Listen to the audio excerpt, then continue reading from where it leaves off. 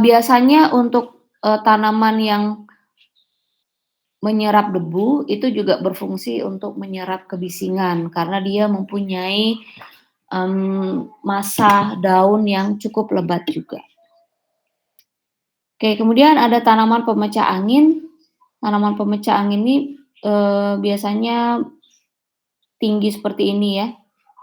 Masa daunnya juga, itu mulai dari bawah ya, sedikit mulai dari bawah. Oke, bermasa daun padat, kemudian ditanam berbaris dengan jarak tanam kurang dari 3 meter.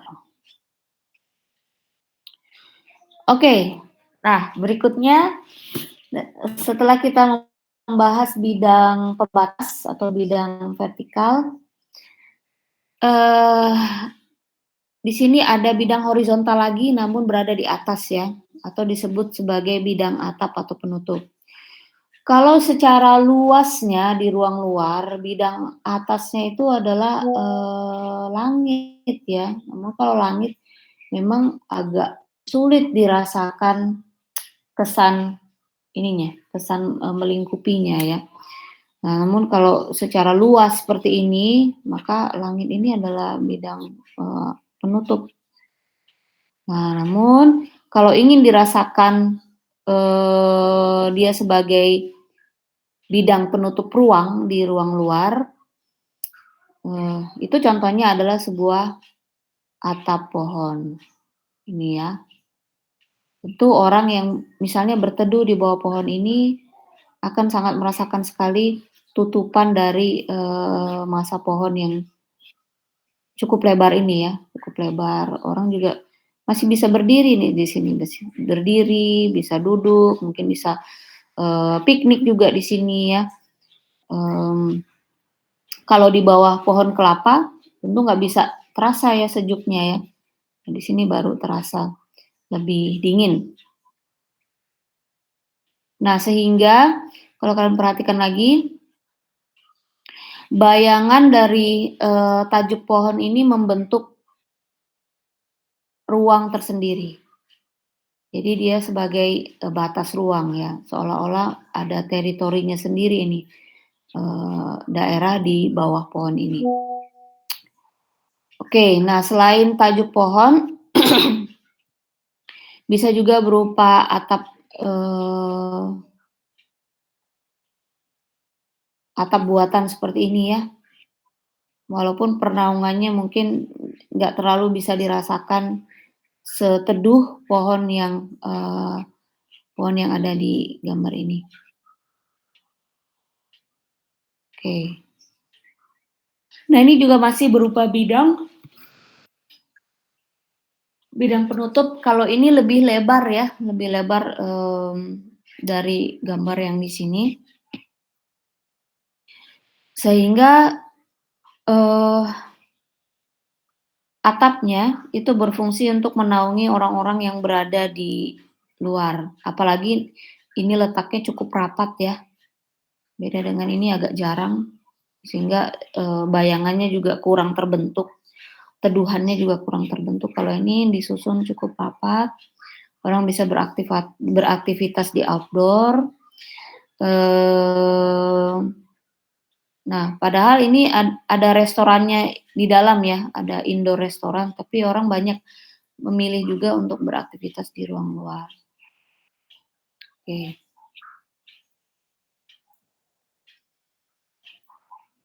Nah, kemudian kita lihat di sini ada beberapa bidang ya, ada bidang alas, kemudian ada bidang tegak, kiri kanan ada jalur pohon. Bidang tegaknya itu seolah-olah membatasi bidang alas ya, bidang alas yang ada di tengah. Oke. Nah, kalau di sini ada, bidang alas ya, dan bidang alas bawah, kemudian bidang penutup atas ya, bidang penutup atas. Berupa sebuah, pergola ya. pergola yang ada di atas ini.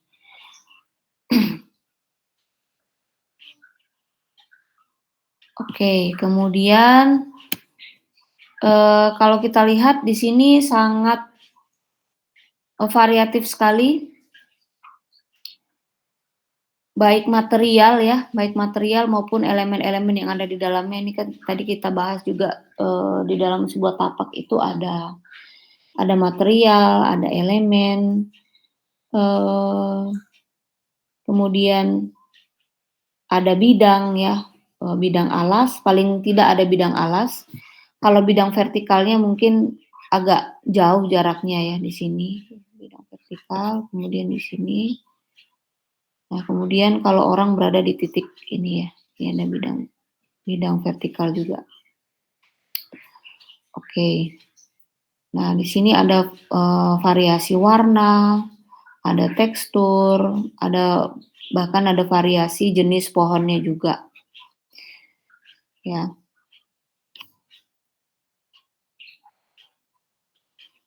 Nah, kemudian tadi kita mempelajari bahwa untuk bidang pembatas, untuk bidang tegak itu ada deretan pohon, ada pagar ya, deretan tiang juga, kemudian ada tanah ya, ada tanah yang naik atau level tanah, kontur tanah itu bisa juga menjadi bidang pembatas. Nah, kemudian pada gambar ini saya ingin menjelaskan lagi bahwa untuk ruang luar selain beberapa jenis pembatas tadi, nah bidang pembatas itu juga bisa dibentuk oleh dinding luar bangunan. Ini ya. Jadi di sini kalau kita lihat ada ruang luar yang dibentuk. Ini ada ruang luar yang dibentuk. Nah, atau dibatasi ya. Dibatasi oleh apa? Dibatasi pertama oleh dinding bangunan ini, ya, dinding luar bangunan, dan juga oleh deretan kolom yang ada di sini. Ya, deretan kolom yang ada di sini disusun secara melengkung ya, mengikuti garis lengkung. Nah, secara tidak langsung itu membatasi ruang luar yang ada di tengah ini. Nah, jadi dinding luar bangunan ya atau bangunan itu sendiri juga bisa berfungsi sebagai pembatas ruang luar.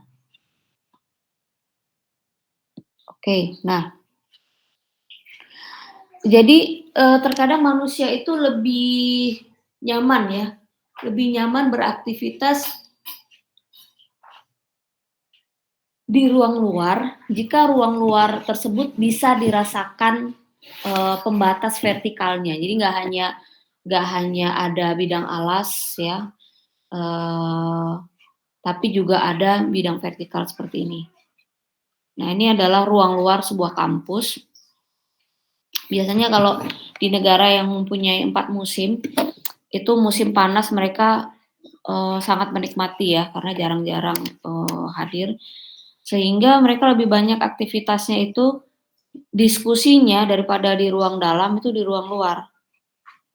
Nah, ada bidang pembatas di sini, bidang vertikal berupa dinding bangunan yang menghadap ke ruang luar yang ada di sini. Oke. Nah, kemudian ini adalah sebuah resort ya, sebuah resort yang menghadap ke badan air. Kalau kita lihat sini ada air yang cukup lebar ya dimensinya. Ini ada resort, kemudian resortnya itu menghadap ke badan airnya.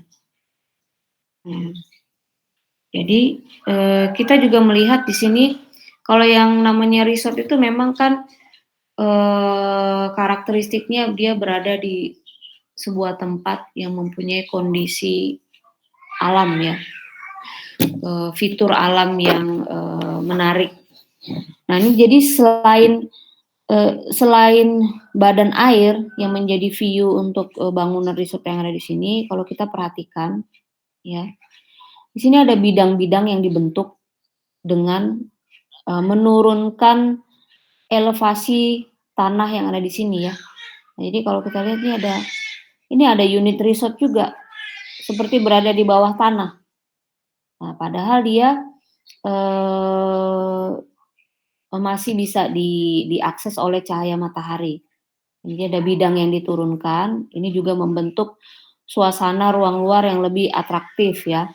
Nah, kemudian kalau kita perhatikan juga, biasanya kalau resort ada suasana alamnya, kemudian untuk membentuk suasana alam tadi selain ada perbedaan tinggi rendah tanah, di sini desainnya juga dibentuk oleh banyak garis-garis lengkung yang diaplikasikan pada dinding resortnya ya. Oke.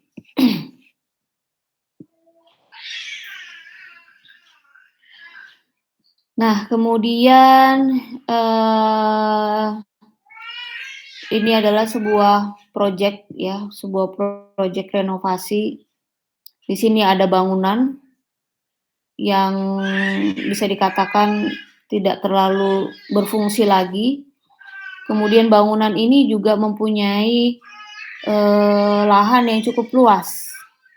Nah, jadi daripada bangunannya tidak terpakai, terabaikan, itu akan menjadi visual yang buruk bagi kawasan ini. Maka perlu dilakukan yang namanya revitalisasi. Oke. Nah, ternyata di belakang bangunan ini itu terdapat sebuah area rawa ya, area rawa yang cukup luas juga. Ada badan airnya juga yang potensial untuk dijadikan sebagai area rekreasi atau bagian dari taman jika ini dijadikan sebuah taman. Nah, jadi bangunannya itu direvitalisasi menjadi bangunan publik, bisa diakses oleh publik. Kemudian untuk tamannya itu sendiri, ya kita bisa melihat di sini banyak diaplikasikan garis-garis yang berbentuk lengkung ya.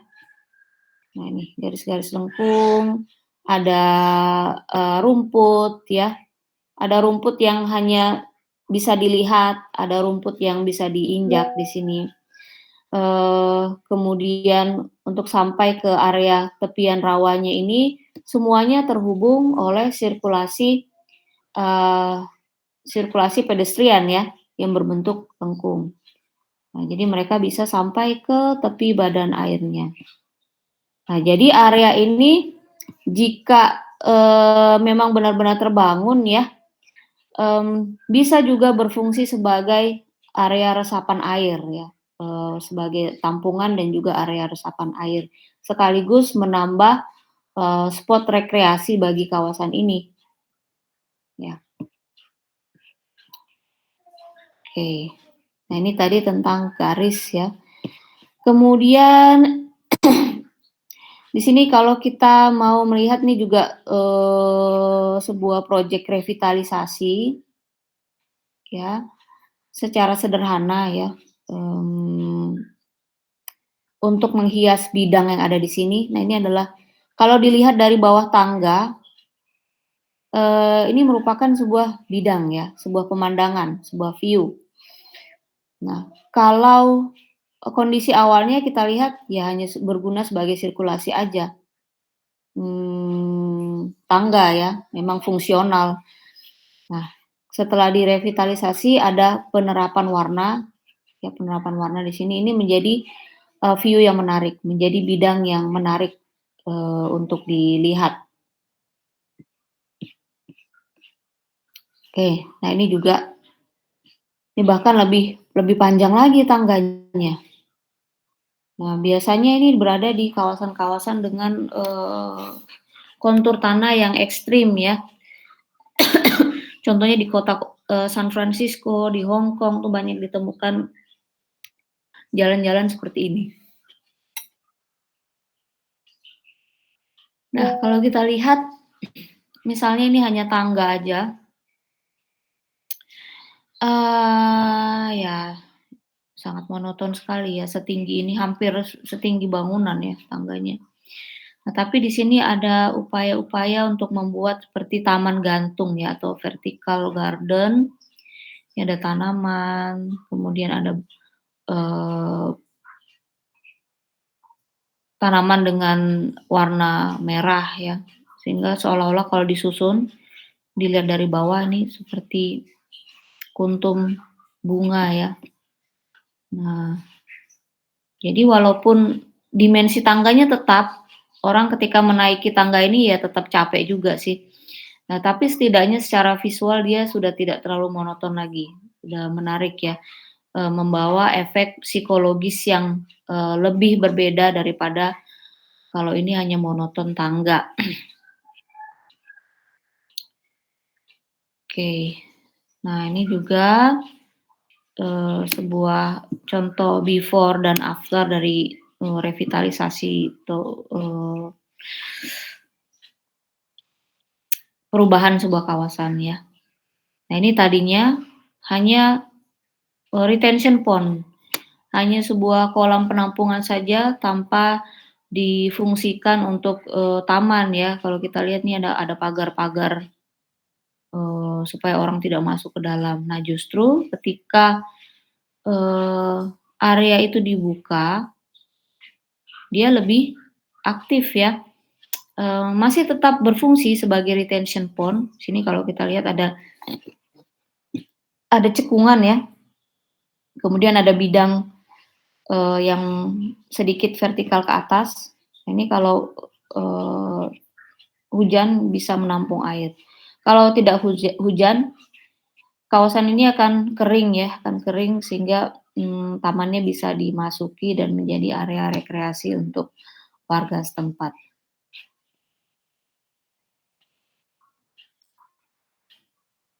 Oke, nah ini di atas atap, kalau kita lihat di sini banyak, menerapkan unsur, bentuk bulat ya, baik di bidang alasnya maupun, bidang penutup atas sini, ya. Nah, hanya dengan menerapkan bentuk-bentuk bulat seperti ini cukup efektif untuk, membuat suasana taman di atap bangunan. Oke, ini juga sama ya, sebuah revitalisasi sebuah area parkir yang hanya didominasi oleh material, aspal ya atau perkerasan. Nah, kemudian, eee, dijadikan sebuah taman bermain,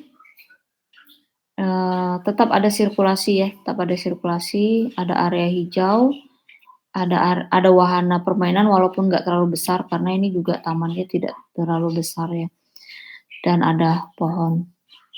Nah, sehingga bisa, sedikit menyumbangkan ruang terbuka dan, oksigen ya ke kawasan ini. Nah, jadi untuk, area parkirnya itu eee, bisa diletakkan di mana, apa penggantinya. Nah, sekarang kalau di negara-negara maju itu banyak dibuat yang namanya gedung parkir ya. Jadi lebih efektif di dalam pemanfaatan lahan karena, penggunaan lahan secara vertikal, bukan lagi secara horizontal ya. Jadi yang horizontal apalagi ruang luar, mmm, lebih baik ya, lebih baik dimanfaatkan untuk taman-taman yang dapat, menyerap air, kemudian bisa ditanami pohon, dan bisa menyumbang banyak oksigen, di sebuah kota. Nah, apalagi sekarang di Jakarta ya, Jakarta itu udaranya sudah sangat buruk sekali, saking banyaknya asap kendaraan dan kurangnya, itu tadi ya, area-area yang memasok oksigen ke dalam kota. Oke, itu dia penjelasan saya, ya. Kita sudah 2 minggu membahas ini tentang unsur-unsur ruang luar, dimulai dari unsur garis sampai ke unsur bidang. Sampai di sini ada yang mau ditanyakan?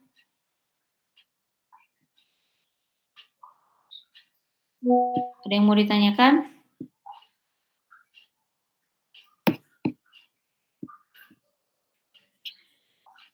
Ya, kalau tidak ada, kuliah sudah selesai ya.